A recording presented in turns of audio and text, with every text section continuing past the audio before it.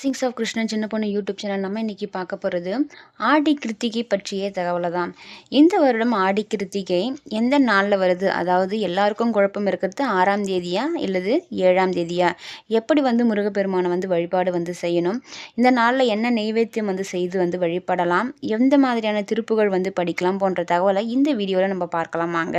முதல்ல ஆடி கிருத்திகை பார்த்தீங்கன்னா 6ஆம் தேதி, அதாவது வியாழன்கிழமை பார்த்தீங்கன்னா மாலை 6:18 மணிக்கு நமக்கு கிருத்திகை நட்சத்திரம் ஸ்டார்ட் ஆகுது.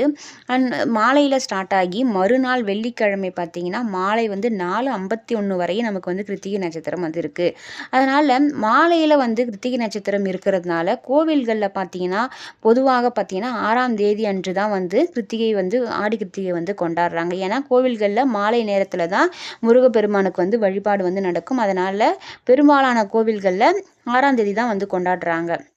ஆனால் நம்ம வீட்டில் வழிபாடு செய்கிறவங்க 7ஆம் தேதி பார்த்திங்கன்னா காலையில் வெள்ளிக்கிழமை காலையிலேயே நம்மளோட விரதத்தை தொடங்கி அன்று நாள் முழுவதுமே நம்ம கிருத்திகை நட்சத்திரம் 5 மணி வரலுமே இருக்குது. அதனால் அன்னைக்கு நம்ம விரதம் இருந்து நெய்வேத்தியங்கள் செஞ்சு அன்றைக்கி நம்ம வெள்ளிக்கிழமை வழிபாடும் செய்யலாம். இதில் அவங்கவுங்க ஊர் பழக்கம் என்னவோ, அவங்கவுங்க இருக்கிற இடத்துல இருக்கிற கோவில்கள் எப்படி வழிபடுறாங்க, அவங்க வீட்டோட பழக்கம் என்னவோ அதை பொறுத்து நீங்கள் வழிபாடு செய்யலாம். ஆனால் நம்ம 2 நாளுமே 6ஆம் தேதி வழிபாடு செய்கிறதா இருந்தால் மாலை 6:18 மணிக்கு மேலே நீங்கள் வழிபாடு செய்யலாம். வெள்ளிக்கிழமை நீங்கள் 7ஆம் தேதி வழிபாடு செய்கிறதா இருந்தால் மாலை அன்றைக்கி பார்த்தீங்கன்னா 4:51க்கு முன்னாடியே நம்ம வழிபாடு செஞ்சு முடிச்சிடணும். அதாவது 4 மணிக்கெல்லாம் நீங்கள் வழிபாடு செஞ்சு முடிச்சிடணும். இந்த மாதிரி அவங்கவுங்களுக்கு எது வசதியோ அதை பொறுத்து நீங்கள் வழிபாடு செய்யலாம். நம்ம முருகப்பெருமானுக்கு மிக முக்கியமான வழிபாட்டு நாட்களில் ஒன்று தான் இந்த ஆடி கிருத்திகை. இந்த கிருத்திகை நட்சத்திர நாளில் பார்த்திங்கன்னா குழந்தை பாக்கியம், திருமணம், நல்ல வேலை கிடைக்கணும், நல்ல உடல் ஆரோக்கியத்தோடு இருக்கணும், நமக்கான என்ன வேண்டுதலோ அதை முருகப்பெருமானை வேண்டி விரதம் இருந்து வழிபட்டு வந்தால் சிறந்த பலனை நம்ம பெறலாம்.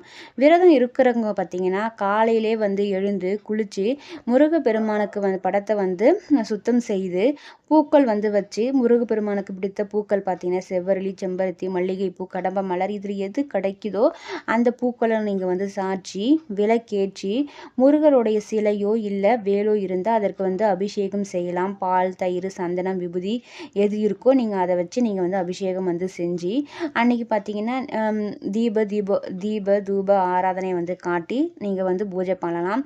முடிஞ்சவங்க பார்த்தீங்கன்னா மாவிளக்கு போடுவாங்க. ஆடி கிருத்திகைக்கு மாவிளக்கு போட்டும் நீங்கள் வழிபாடு செய்யலாம்.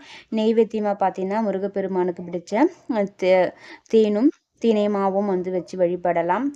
அப்புறம் பார்த்திங்கன்னா 2 வாழைப்பழம், வெத்தலைப்பாக்கு, தேங்காய். அன்றைக்கி பார்த்திங்கன்னா சில குடும்பங்களில் பார்த்திங்கன்னா அவங்கவுங்க குடும்ப வழக்கத்துக்கு ஏற்ற மாதிரி நிறைய நெய்வேத்திய முறைகள் செய்வாங்க. சாப்பாடு, சாம்பார், பொரியல், வடை, பாயாசம், சக்கரை பொங்கல், இந்த மாதிரி உங்களுக்கு என்ன முடியுமோ உங்கள் வீட்டு பழக்கம் என்னவோ அந்த நெய்வேத்தியங்கள் செஞ்சு படையல் போட்டு நீங்கள் வழிபாடு செய்யலாம். வீட்டில் வழிபாட சொல்ல வழிபாடு முடிச்ச பிறகு நீங்கள் என்னெல்லாம் பண்ணலாம், திருப்புகள் பாராயணம் செய்யலாம், கந்த சஷ்டி படிக்கலாம், வேல்மாறல் படிக்கலாம், கந்தர் அனுபூதி படிக்கலாம். உங்கள் வேண்டுதல் என்னவோ, சப்போஸ் பார்த்தீங்கன்னா நீங்கள் ஒரு வேலைக்காக நான் விரதம் இருக்கேன் அப்படின்னு நினைக்கிறவங்க பெருக்க சஞ்சலித்து அந்த திருப்புகழை படிக்கலாம். குழந்தை பாக்கியத்துக்காக நீங்கள் விரதம் இருக்கீங்க அப்படின்னா ஜெகமாயை உற்று அந்த திருப்புகழ் படிக்கலாம். திருமணத்திற்காக வேண்டுதல் பண்ணியிருக்கீங்கன்னா விரல் மாறல் 5 அதை பாராயணம் செய்யலாம். இல்லை குடும்ப ஒற்றுமை, கணவன் மனைவி ஒற்றுமையோடு இருக்கணும் அப்படின்னு நினைக்கிறவங்க கனைத்ததற்கும் பொங்கு கார்கள் ஒன்றினாலே அந்த திருப்புகழை படிக்கலாம். இந்த மாதிரி உங்கள் வேண்டுதலுக்கு ஏற்றாற் போல இந்த திருப்புகழை நீங்கள் பாராயணம் செய்யலாம். திருப்புகழ் படிச்சுட்டு கந்த சஷ்டி கவசமோ வேல்முறை எது முடியுமோ அதை நீங்கள் படிச்சுட்டு வீட்டில் பூஜை எல்லாம் முடிச்சிட்டு பிறகு நீங்கள் முடிந்தால் பக்கத்தில் முருகர் கோவில் இருந்தால் கோவிலுக்கு போயிட்டு அங்கே தேங்காய் பழம் உடைச்சு அர்ச்சனை செஞ்சுட்டு வாங்க. அந்த கோவில்களுக்கு முடிந்தால் நீங்கள் அபிஷேகத்திற்கு பால், தயிர், பன்னீர் போன்ற எந்த பொருள் உங்களால் முடியுமோ அதை வாங்கி கொடுக்கலாம். கோவில்களில் பெரும்பாலான கோவில்களில் அன்னதானம் நடைபெறும்.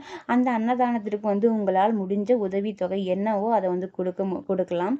இந்த மாதிரி உங்களால் என்ன முடியுமோ அதை நீங்கள் பக்தியோடு செஞ்சு வந்தீங்கன்னா அட்லீஸ்ட் உங்களால் ஒரு 10 ரூபா, ஒரு 100 ரூபா, அந்த மாதிரி உங்களால் என்ன முடியுமோ அதை மனதார முருகா என்னால் இதுதான் முடியும் அப்படின்னு செஞ்சு வாருங்க.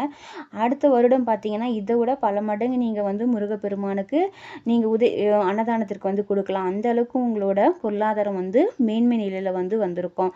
நீங்கள் முருகரை நம்பி இந்த மாதிரி பூஜைகள் செஞ்சு அன்போடு மனதார நீங்கள் வேண்டி வாருங்க. நல்ல பலனை வந்து முருகப்பெருமான் உங்களுக்கு வந்து கொடுப்பாரு. இந்த தகவல் பிடிச்சிருந்தா லைக் பண்ணுங்கள், ஷேர் பண்ணுங்கள், சப்ஸ்கிரைப் பண்ணுங்கள். முருகல் அருள் அனைவருக்கும் கிடைக்கட்டும். நன்றி.